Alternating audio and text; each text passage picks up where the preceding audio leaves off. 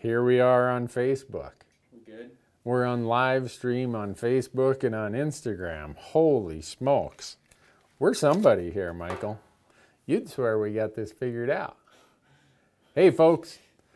Believe it or not, I'm off the road. I've been traveling for about 3 months, so that's why you haven't seen much of the Elk Talk Live series for the last 3 months. But I am home. My wife may not like that, but I'm home. And we're in our new office. We're like moving on up. This is our brand new studio here, but we haven't put anything on the walls. So we're definitely gonna have some Facebook or YouTube videos seeking input about what we should do with this big stretch of blue wall here, because we've got all kinds of antlers and hides and Euro mounts and shoulder mounts that we can put everywhere. So anyhow, thanks for joining. Every time of the year, this time of year, we talk about how to hunt elk every year, and it comes down to drawing elk tags. And we're going to walk through some of those today because we don't want you to miss out. But before we get into that, we got to make sure that everybody knows if you want to get notified every time we go live, because now that we got a cool studio, we're going to start going live on just sporadic, on the whim, sort of no notice. So if you want to be notified when we do that, you're going to want to text Randy, R-A-N-D-Y, to this number. It's a new number, 64600. So 64,600, kind of like that. But we want to thank the companies who make this possible: Bowtech, Leupold, greatest optics company I know of, Onyx Maps, use promo code Randy and save 20% on all of your app purchases, Tight Spot, Ripcord, Black Gold, GoHunt.com, use promo code Randy there and get $50 of Mad Money in their store, free store credit.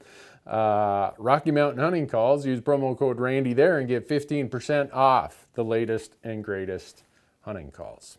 So, share with your friends. Hopefully, once we start doing this again, everyone will get back in the groove and we'll have a lot of fun.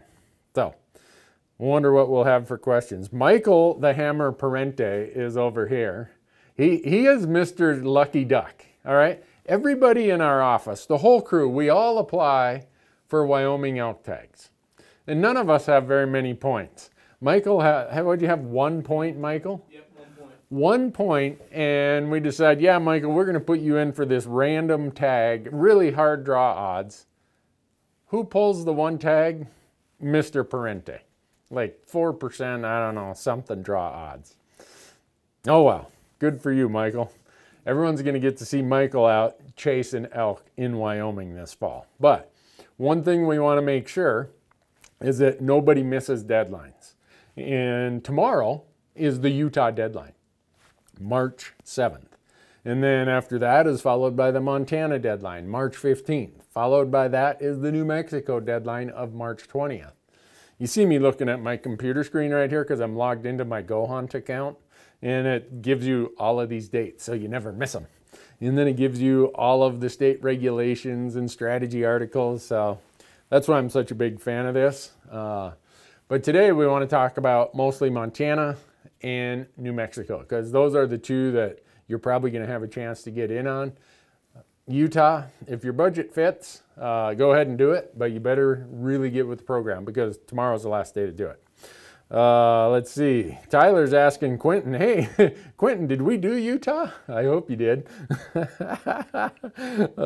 So here's how it's working on the Instagram feed. Michael's over there shooting me questions on a Google document, trying to give me the questions that come from Instagram. And then over here, I got live stream and Facebook. So I'm managing Facebook and Michael is managing Instagram. Is that how we're doing it? Yep. All right. So I'm going to go back up to the very first questions. Oh gosh, there's all kinds of them here. All right. So Jared wants to know, can you help me understand where the Montana General Elk Tag is good for? Montana has 165 elk units, I believe, and the General Tag is good for 130 or 133 of those units. So it's pretty much all the units in the western part of the state, the southwest part of the state, and most of the units in around the central part of the state near Helena. You start getting over the central part of the state near Lewistown and that becomes limited entry. So the majority of the state is going to be available to you with your general elk tag in Montana. And you've heard me talk about it in past years.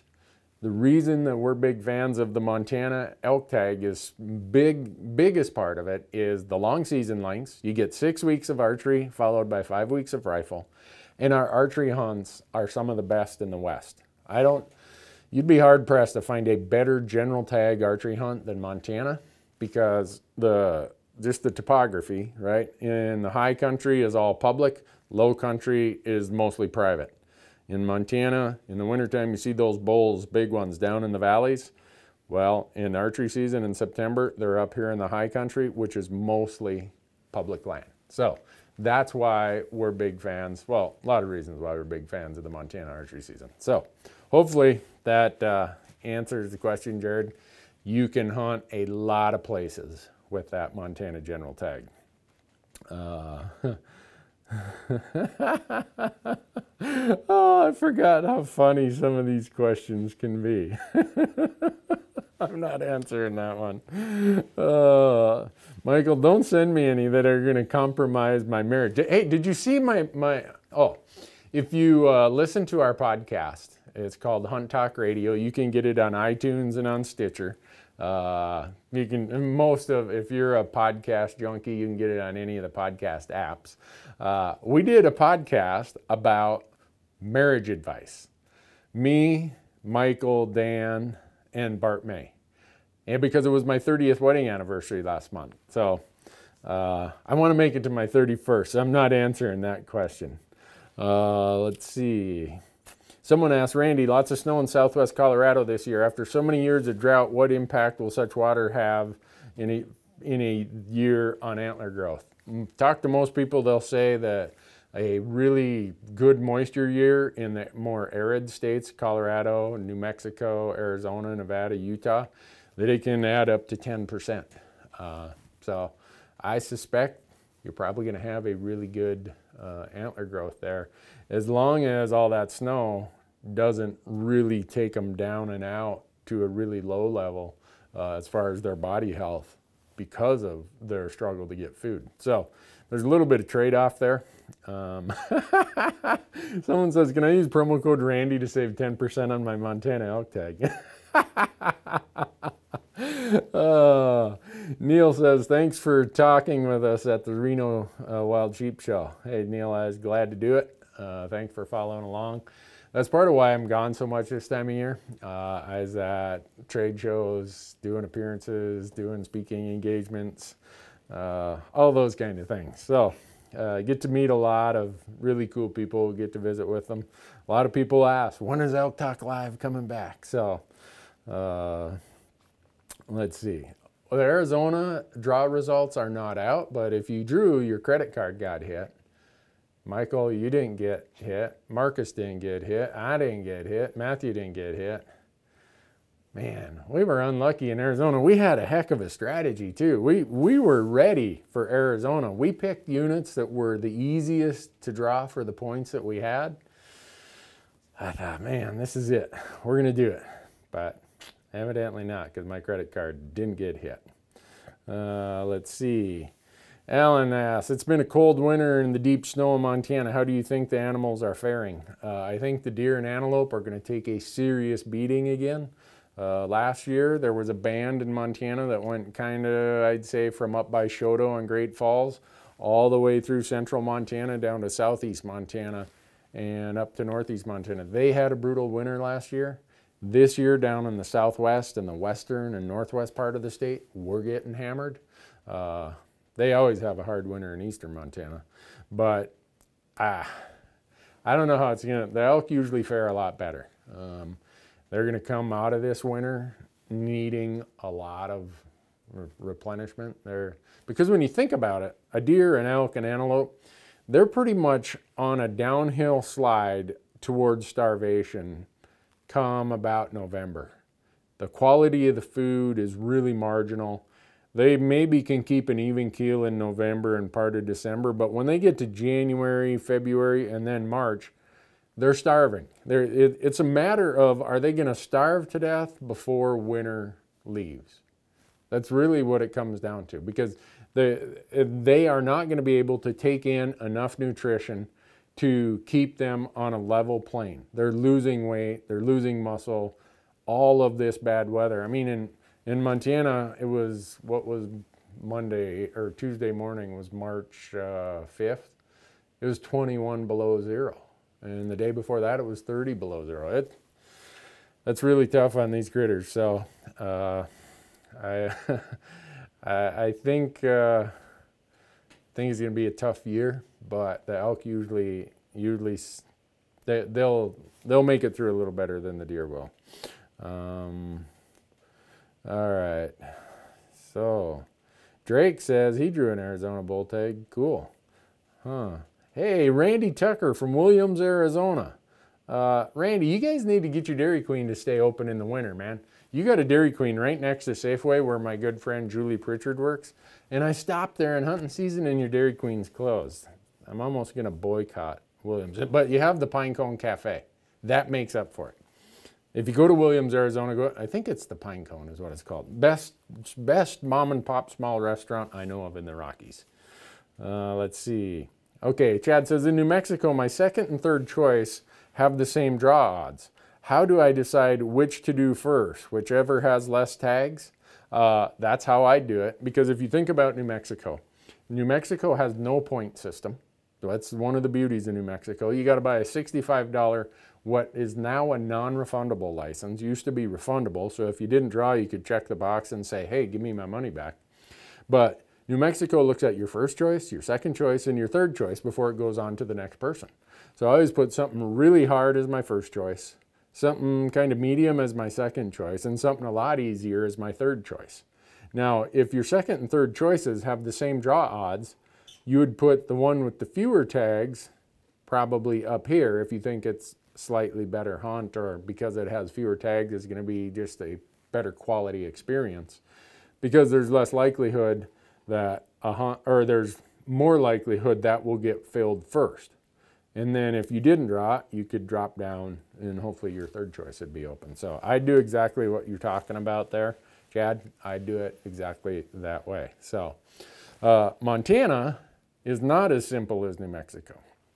Those of you who are non-residents applying in Montana, we have written a book on how to make it complicated. We've got it messed up worse than a football bat. I mean, it is like, anyhow. So you have to clear two hurdles in Montana. First, you have to apply for an elk tag, and you get a general elk tag. If you get your general elk tag, then you can apply for one of the limited entry permits. Yeah. So what that does is it doesn't give you two elk tags. It says you still have your general elk tag, but you also have a limited entry permit that will let you use your general elk tag in one of these limited entry areas. So I wish it wasn't that complicated in Montana. And then we put you non-residents on two different point systems. To draw your general tag, you're on a preference point system. And to draw and apply with us residents for the limited entry tags, you're on a bonus point system. Go figure. Montana gives non-residents up to 10% of the limited entry tags. New Mexico gives the self-guided or non-guided non-residents 6% of the limited entry tags. So, let's see. Mike Law, how you doing, Mike? Best tip for someone who's never applied for elk tags, where would you start to apply first? I probably would have applied in Arizona, but that deadline is passed. So my next one would be New Mexico. And then after New Mexico, if I didn't draw, I would, well, depending on what your budget allows, I'd probably try to build a point in Colorado. But Colorado has changed things this year also, where it's way more expensive just to get a point. So that might start sliding down the list. But the beauty of New Mexico is if you're new to applying out west, there's no point system. So you're not way behind the curve on points. And it's $65 license to apply. And then by the time you add in application fees and other stuff, it's about $80 or $90 to apply. So, Jared, nice to meet you in Salt Lake too. Let's see.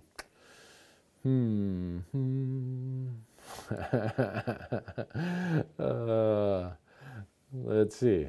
Scott says, I have a good idea. Let's team up with Bo Beatty so I can take you into the Wyoming wilderness and Bo can pack them out.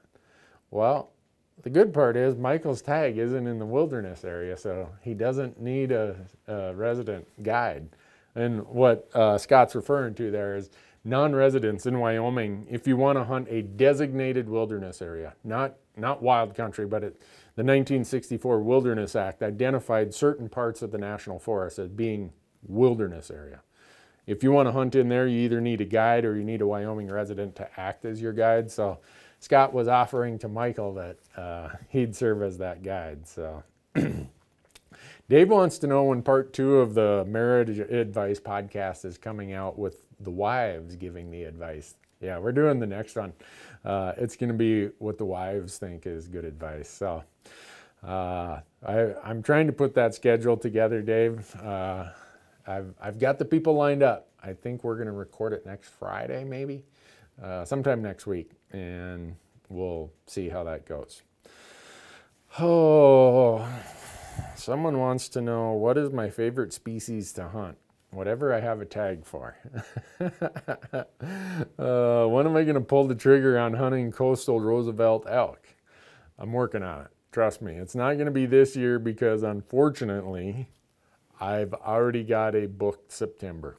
But I'm hoping next year that I can be over there in September, archery hunting. So you just drew the tag of a lifetime. Now what? How would you not waste the opportunity? Well, if it's a species I'd never hunted before, maybe you're going to want to hire a guide. But, if you don't know anything about it, I send a lot of people to hunt with outfitters because they're coming from a place they've never hunted elk. They don't have the gear. They don't have the equipment. They just are starting from ground zero, but they want to jump right into it. I say, maybe go to an outfitter. If that's not an option or not a route that you're going to go, I'd talk to anybody and everybody who's had that same tag in the past. And I would start taking notes. I would say, all right, what is the season I'm hunting? And based on that season, what are the needs that the elk have in that season? Because what need it is will determine where they're at. That's how you're going to find them. The number one reason people don't kill an elk is because they don't find an elk. Once you find elk, they're probably easier to kill than a whitetail.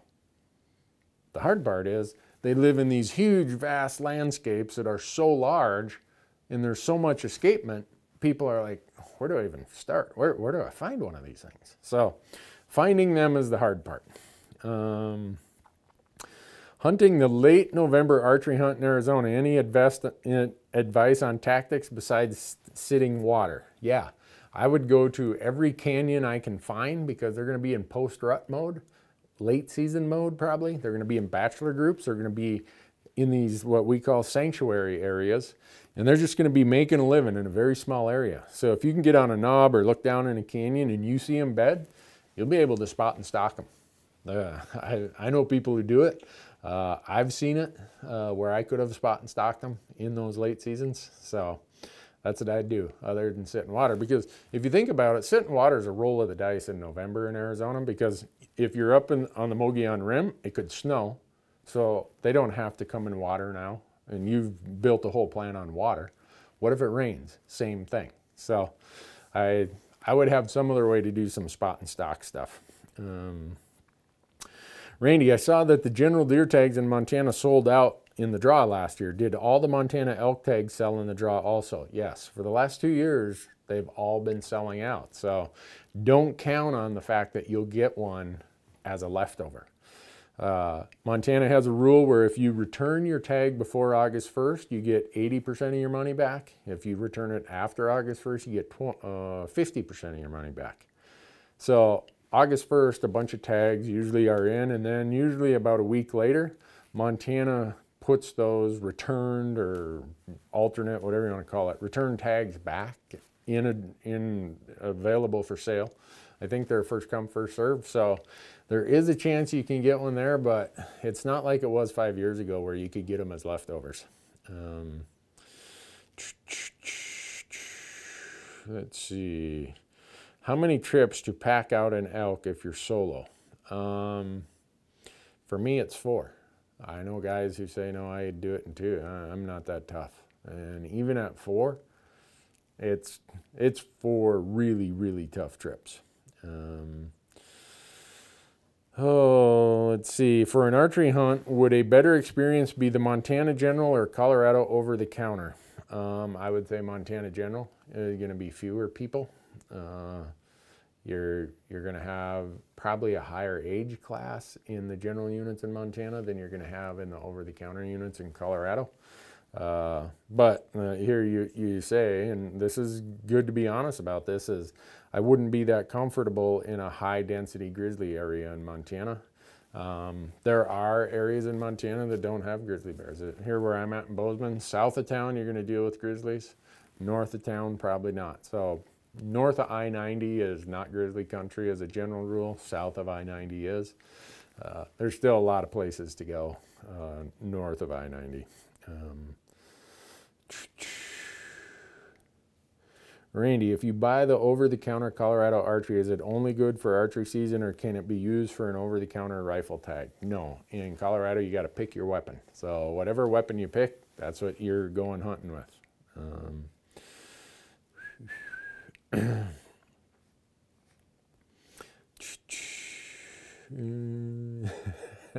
Some of you people. Be careful when you ask a question out here, and some people answer them on the Facebook or Instagram feed. They're answering them to try to deter you or detract you from coming to some of these states hunting. Don't always believe everything you read out here. Sean asks, how do you find elk in 5 days in New Mexico, 2 weeks after the rut? I hunted some nasty country this year and found elk, but no bulls. We did a whole series with OnX Maps last summer about exactly this. What is the season you have? What are the needs? In this case, after the rut, it's going to be post-rut. And if you go back and read that whole e-scouting series, it's out on our YouTube channel. You can watch it out on OnX, onxmaps.com. The whole series about that is saying, what season is it? And in that season, that determines what the needs are. Well, in a post-rut hunt, it's the hardest time of the year to kill an elk, hands down. That's what you were dealing with. And they're going to be in sanctuary mode. And in New Mexico, they're even a lot of times going to just be solo. They're not going to yet be in their bachelor groups. So go watch that series. It'll give you a lot of input of where I think you'd be able to find them.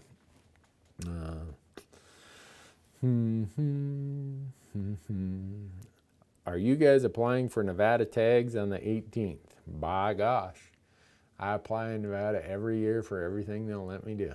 I went to college there, so I've got a soft spot for Arizona and Nevada just because I went to college in those states. I have a ton of friends there that I go back and visit, or when I draw a tag, we meet up and they come hunting with us, or sometimes they draw a tag and I just want to go, so I go down there and hang out with them. Let's see. What Sitka gear do you recommend for all-season hunting? My Sitka uniform, I don't know if it's over, it's over in the other room. My outer layer is a Jetstream jacket, and my pants are always Timberline pants. And if it's super cold, I'll put some sort of base layer underneath my Timberlines, you know, a pair of merino, we used to call them long johns. They call them base layers now.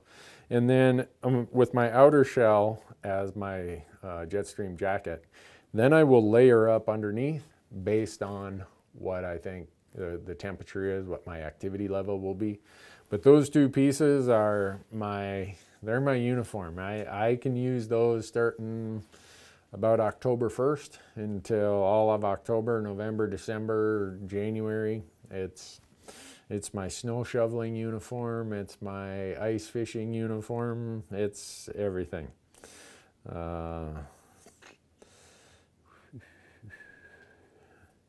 Boy, there's a lot of these. I'm glad to see all this. Couple things I want to talk about in these states. Montana, when you think about how long the seasons are, we got 6 weeks of archery, and then you can come back for 5 weeks of rifle. Understand that in the rifle season, the hunt gets a little tougher.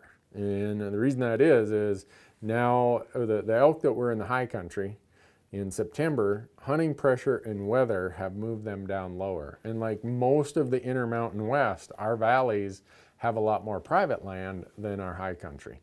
So if you decide you're going to come in rifle season, you got to understand that once the shooting starts, those elk know where the safe places are.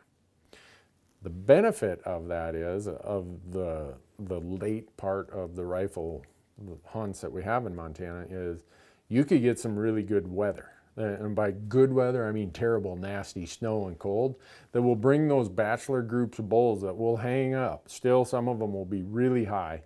Well, they get so much snow and so much cold, they got to start coming down. And that last week of season, last 10 days of season, sometimes can be really, really good if you can deal with really good conditions, i.e. terrible conditions of bitter cold and deep snow. So it's a bit of a trade-off of what you want to do in Montana. For me, I guess I'm blessed to live here. I get to hunt the archery and the rifle season. We have a lot of hunting pressure, just like Colorado has a lot of hunting pressure. New Mexico, if you do the New Mexico deadline on the 20th, you're going to have if you are lucky enough to draw, you're going to have a lot less hunting pressure. The quality of the hunts in New Mexico are really, really good because they keep the number of tags very limited. So you don't have one of those, we've all done it, right? We climb up to some knob in the dark, sun comes up and there's a hunter on that ridge and a hunter over there and a hunter down below and a hunter over there. It's like, dang. And you won't have nearly as much of that in New Mexico. But again, like Colorado and New Mexico, you got to pick your weapon in your season. Season dates are really short in New Mexico. The archery season, the first one I believe is 14 days. The second one is 9 days if I remember right. But then when you get into the firearm season, whether it's muzzleloader or rifle, those are all 5-day seasons. And so you better get there and scout. Give yourself 3 or 4 days before your hunt to scout. And then have the pattern figured out, have some bulls located. Opening morning, go in there and kill one of those bulls. Because I say that in rifle season, you have your opening morning strategy, and then you have your rest of the season strategy. Once the shooting starts on opening day, the whole deck gets shuffled. So those are some things to think about with these two states.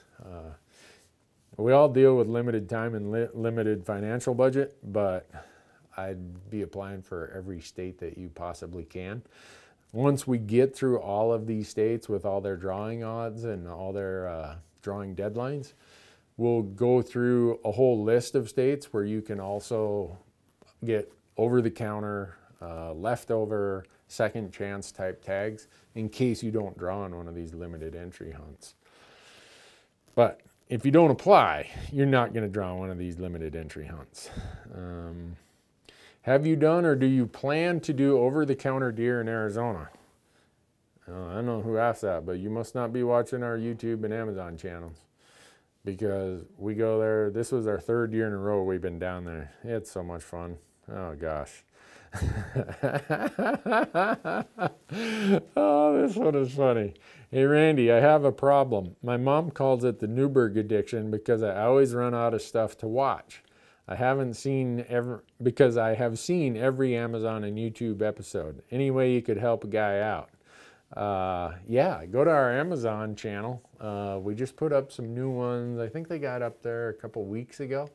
Maybe you've already seen them, but go out to Amazon if you're an Amazon Prime subscriber. It's free. Go to your Amazon channel, just type in Fresh Tracks or type in Randy Newberg and it'll come up. Just watch them. And we're kind of interested. You know, we used to do the show On Your Own Adventures. We did that for 4 years. Those are 2008, 9, 10, and 11 hunts. We've thought about putting them out there on Amazon. We don't know if anyone would watch stuff that old, but maybe they would. So if you want us to put them out there, maybe leave us some comments. And if the comments say, yeah, do it, maybe that's what we'll do, and we'll help you with your lack of things to watch. But we do put something on our YouTube channel every day, right, Michael? That's right. Michael is in charge of the YouTube channel. He oversees that part of our operation, and he's got Dan and Kyler working with him. And we've got a big calendar in that room over there that is each month. Here's what's coming each day on YouTube. So go to our YouTube channel, subscribe, and you got to hit the little bell if you want notifications. I got that right, don't I, Michael? Yep. And we just hit 100,000 subscribers last month. Oh man, that was cool. Thanks for everyone who watches us. What else we got?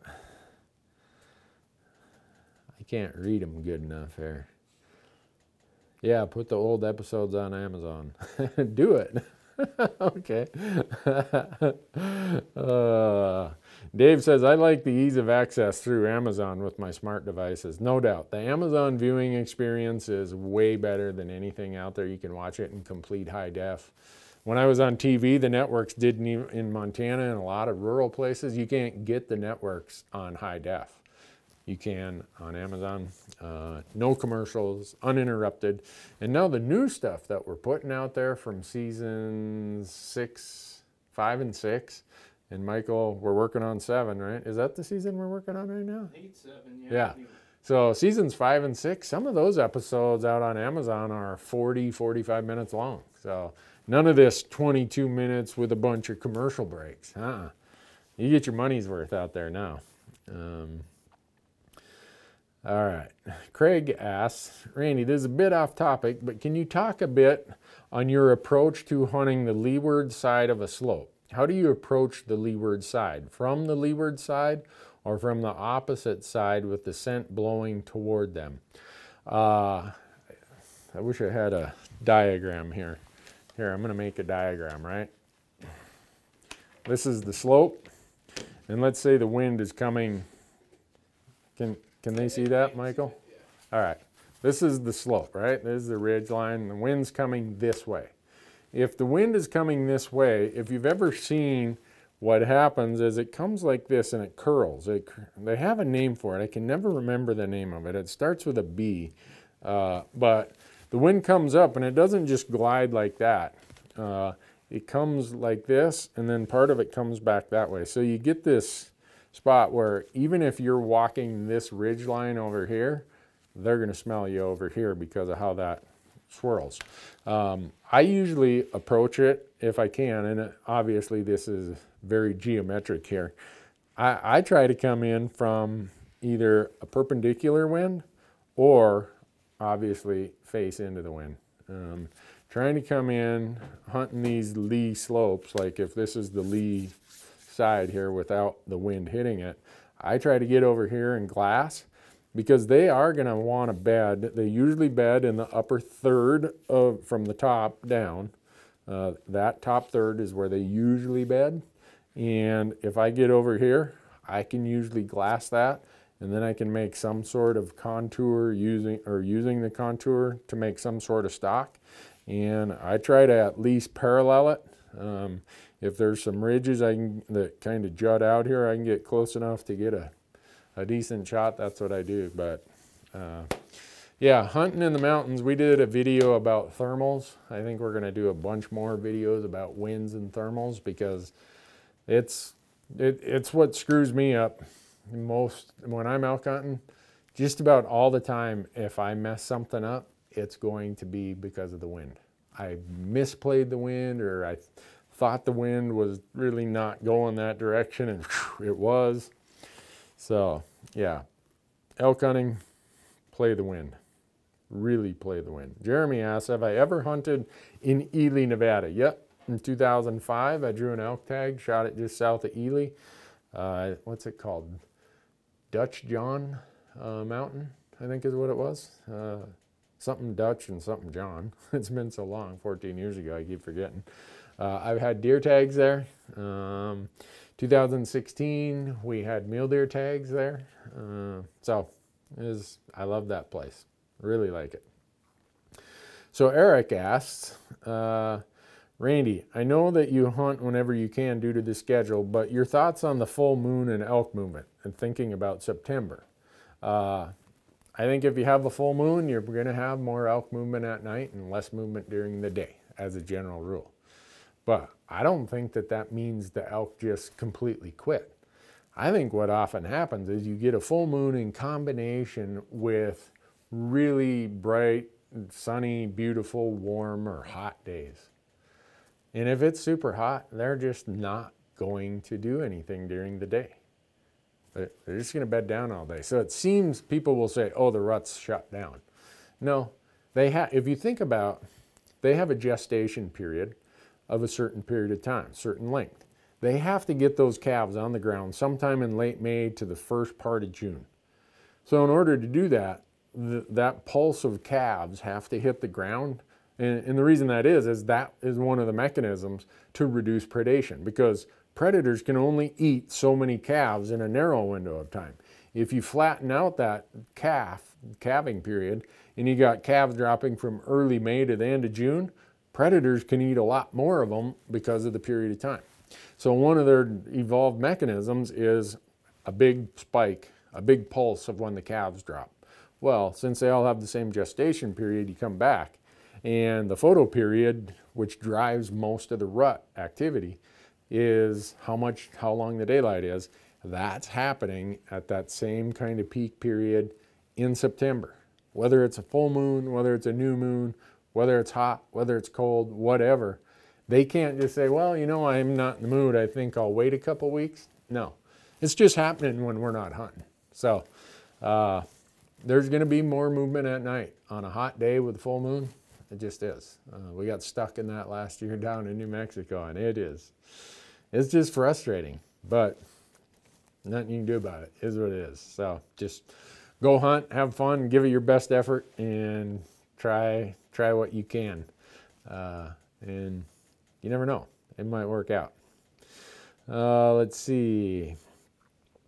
Randy, let's see. What's my favorite caliber? Oh boy, I'm really partial to the 308. Everybody knows that. Everyone gives me grief. Not everyone. A lot of people give me grief about shooting a 308. But I think what we should do, Michael, we're asking people what we should do with the wall back here. We should put all of our Euro mounts, or a whole bunch of them, back here and put and say these were all shot with the 308. So when people say you can't kill an elk with a 308, we'd have a whole wall full of them here to say these ones didn't get the memo. So, oh, let's see.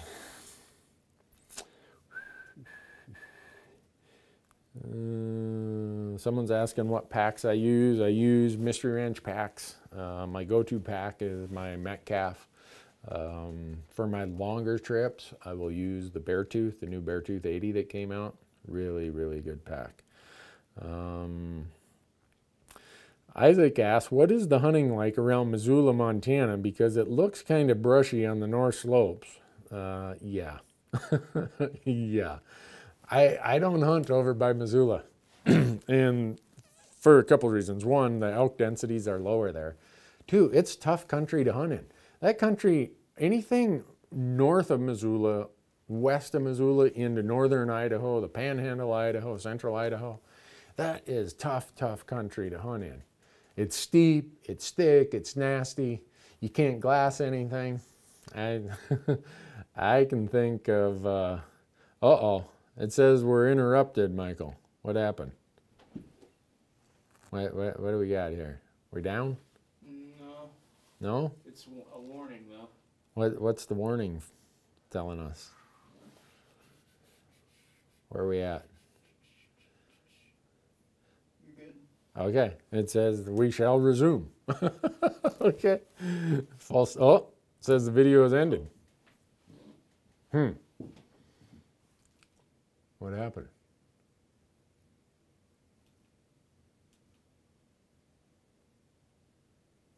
I don't know, but you're still live I'm still live on Instagram, but so once we drop the YouTube or Facebook feed, we're done. Wonder what happened. Well, folks, those of you following on Instagram, you guys get you guys get to see more right now. We better save that file, huh? Yeah, it's recording on Is it? Dang it. Well, that's a bummer. What do we do now? I guess we answer the rest of these Instagram questions and we call it good. Yeah. All right. What do I do to go to college to get a job like MAR? Like Marcus? That is Marcus and Michael. Oh, like Marcus and Michael? Just typing it up. There's a film school over here called Montana University Film Program. That'd be a place to go to get a job like they have. Michael, you went to school in Ohio. You went to college and got a degree in information systems. Yeah. And he's been a camera nut all of his life. So that's how he got into this. Then Marcus got an undergrad in wildlife science. And then he went back and he's wrapping up.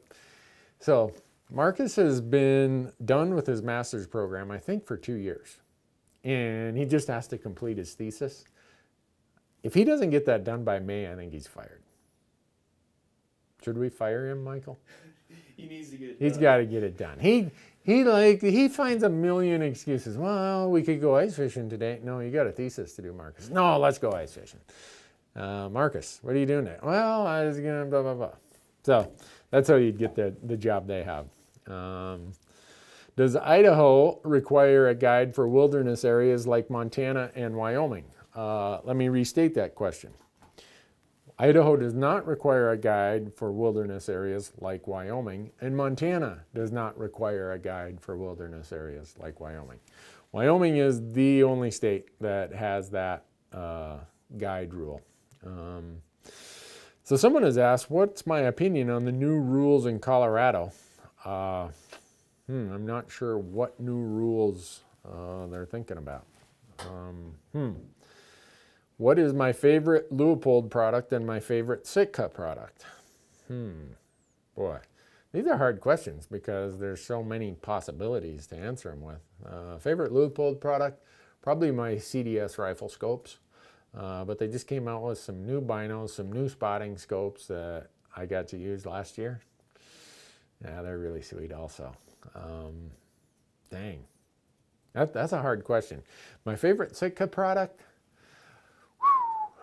Probably my Jetstream jacket. Yeah, probably, but it's such a horse race among all those possibilities. I don't really like to say one or the other. Yeah. Let's see. Any advice for hunting thick, flat brush country? Hunt it in the rut. Hunt it in archery season if you can, because then you'll hear them and you'll have a chance to go and at least get close to them by hearing them. If you're hunting them with a rifle in post rut or late season and it's flat and it's thick, whew, that's hard. You're probably going to have to find some sort of elevation or topography.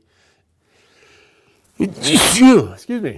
And hope that you can glass into it from the other side. My favorite boot for hunting elk in Montana, I have the new Mountain Guide from Kenetrek. I would have, if last year they came out with the new Mountain Guide boot and they had me try it, and it's become my favorite boot. My prior favorite boot was the Mountain Extreme.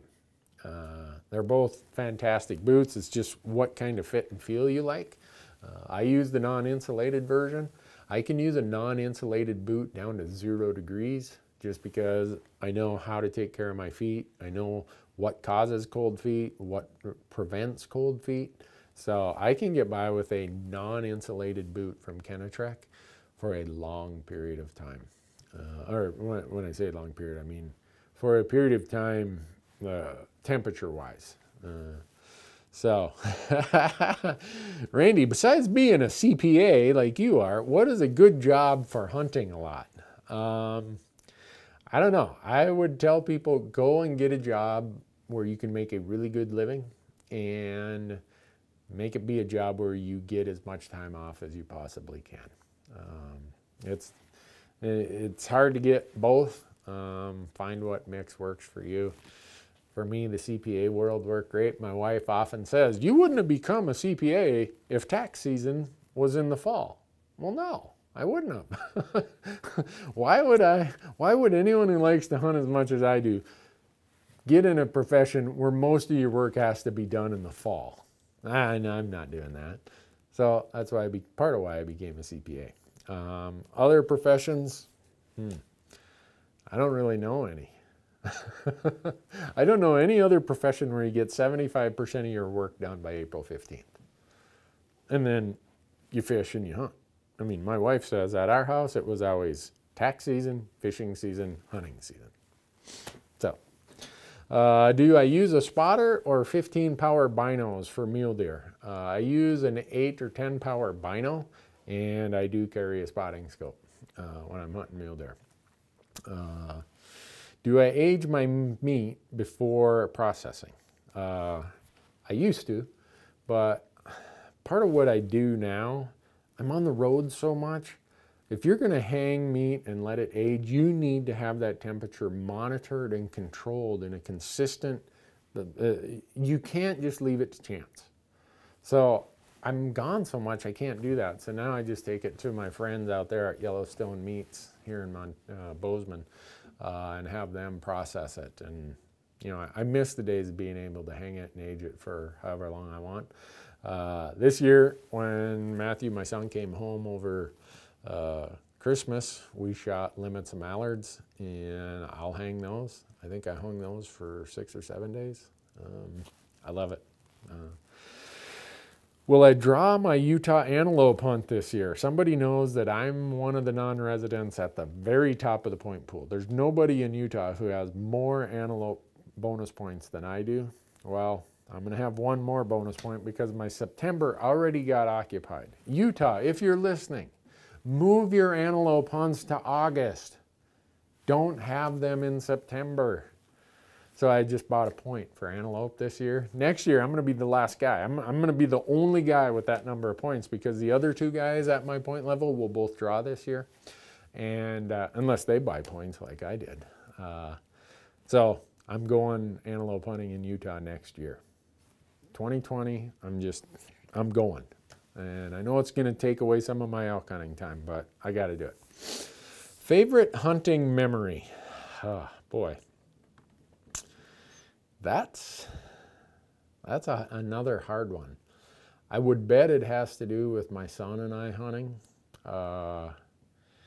It could be that time when he was about 6 years old. I got invited to go on a big pheasant hunt, and we just bought him a dog. We'd trained it all summer, and when those buddies of mine invited me to go on this pheasant hunt, he was there when he heard the invite, and as we were driving home, he's like, Dad, are you going hunting with them or are we going hunting this weekend? And even though he couldn't hunt, he carried his little Daisy Red Ryder, and I looked at him and was like, no, we're going hunting. I'm not going with the guys. So we went out north of Bozeman.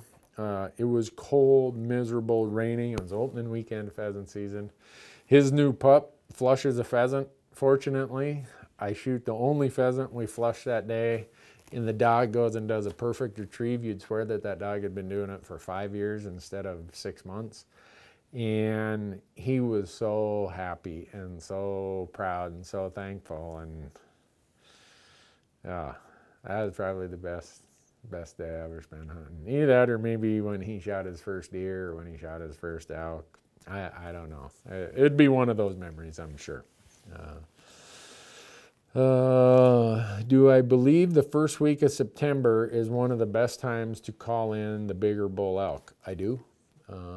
And I can't say that because I've not shot a lot of big bull elk. The biggest archery bull I've ever taken, I took on September 10th. But I do most of my hunting after that, which I know is contradictory. For me, when I go archery hunting, it's not about getting the big one. I just like being out there because there's a lot of noise and there's a lot of activity going on, and I want to be able to have encounters. So I do believe that's probably the best time. And I talk to guys like my buddy Corey Jacobson, who I do the Elk Talk podcast with. Corey has taken a lot of big elk with his bow, and he's a firm believer that that's the best time to do it. What broadheads am I using? Magnus still? No. This year I switched over to bone broadheads. I shot a big bison with those. I shot a javelina. What else? Anyhow, yeah, they're a really, really stout, very, very stout. Just 2 bevel blade broadhead. I shoot 125 grain. I shoot a very heavy setup. If you've seen the bison hunt that we did, you can go out to our YouTube channel and see our Utah bison hunt. That was an archery hunt. I had to use a bow. And at 60 pounds of draw weight, I was using my Bowtech. It just set at 60 pounds. And when I talk to people, they're like, wow, you aren't going to get much penetration. That bison didn't know that. I hit that bison right here at 43 yards, went right in there. That bone broadhead went all the way through and stuck on the inside of this shoulder blade and broke off while he was taking off. And when we dressed him out, that bone broadhead was still stuck inside the inner part of that shoulder blade. So my Bowtech set at 60 pounds, shooting that 500 grain setup. Got a lot of penetration on a really, really big animal. So I don't claim to be the expert. I just claim to use what works for me. And that really works well for me.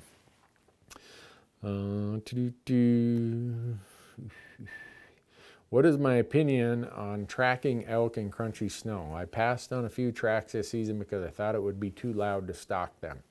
As a general rule, I probably feel the same way. I hate walking in crunchy snow. But sometimes that's your only choice.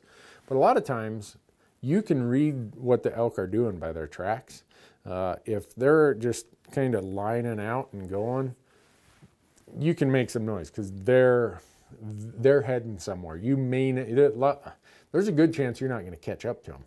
But if they're meandering and moving uphill, moving downhill, bobbing and weaving, they're getting ready to, they were probably feeding and they're getting ready to bed. I would go somewhere, I'd leave those tracks and I'd get up on a side hill and I'd get to where I could glass down in, peek through the timber and just slowly side hill and keep an eye on where those tracks are going, because those bulls are probably bedded somewhere ahead of me. But if it's really crunchy snow, they're going to hear me if I'm coming up their back trail. Whereas if I'm over here 100, 200 yards on a slope, maybe it's not as crunchy, but at least then, if I do scare them, if you're above, you always have better shot angles. So that's what I do. Is September 26th too late to call an elk? Nope. Actually, it's a really good time to call an elk. When do elk drop their antlers? Probably from some start in mid-March. You'll probably see by the 3rd week of March, the 20th to the end of March, a lot of them are dropping. And the person says, any advice on when to go look for them? Go look for them after the elk are off the winter range. And I know people say, well, someone else has already been there and plucked them all off the mountain. I get that. But on a winter like this, I worry that people might go and harass these elk or not intentionally, but when they're out doing this, they're bothering the elk, they're displacing them, they're pushing them. And is it worth going to pick up a set of dropped antlers if you're going to maybe be the difference of whether or not that bull makes it through the winter? So, favorite state to hunt elk in, whatever state I have a tag for. Probably Arizona would be my favorite state. And I don't apply for the premium tags in Arizona. I apply for the late rifle hunts. It is so much fun. What are the difference between your YouTube videos and your Amazon videos? A lot. YouTube, we post stuff every day. and they're more behind the scenes, they're day-by-day stuff. So if we go on a hunt, let's say, it might be 7 days of hunting, and every day on YouTube is what happened that day. On Amazon, we take all 7 of those YouTube episodes, those day-by-day episodes, and we compress them and merge them into a different version, kind of your traditional TV style episode that tells a longer, bigger, more in-depth story. There's probably not as much behind the scenes stuff. It's more of the hunt, the landscape, the species. So Amazon is more of a long viewing experience, 30 to 45 minutes. YouTube, those viewing experiences are usually somewhere between 8 and 15 minutes, and some of our informational stuff will only be 5 minutes. So that's the difference. Will you be on Amazon Prime in Canada soon? You know, we get that request all the time. That's up to Amazon. They do not currently distribute their Amazon Video Direct, is what it's called. They do not distribute that or make it available to Canada subscribers. Right now it's available in the US, the UK, Japan, and Germany. That's the only places that you can get it. And for us to make it available in Japan, the UK, and Germany, we have to close caption it completely separately from how we close caption it in the US. So right now, it's only distributed in the US via Amazon Prime. So I wish they'd change that. Did I shoot a quad Monday this year while in Arizona? Nope, I didn't even see one. So they all got away. But go to Arizona if you get a chance. So we're gonna wrap this up, folks. But remember, a couple things. If you wanna get notifications about when we're gonna do this, because we're gonna start really getting with it now. We're gonna get serious about Elk Talk Live every Wednesday night. We want you to draw an elk tag and go elk hunting every year. If you want to be notified, text Randy, R-A-N-D-Y, to 64600. Share this with your friends, hopefully. We'll get more people, more questions. And thanks to Bowtech, Leupold, Tight Spot, Ripcord, Black Gold. Onyx, use promo code Randy, get 20% off. Go Hunt, use promo code Randy, get $50 of free store credit. Rocky Mountain Hunting Calls, use promo code Randy and get 15% off.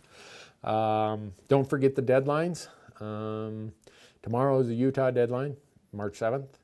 And then March 15th is the Montana deadline. March 20th is the New Mexico deadline. April 2nd, we'll get to this next week, but April 2nd is the Colorado deadline. So a lot of applications coming up. And if you miss them, there's a really good chance you're not going elk hunting. So thanks for watching.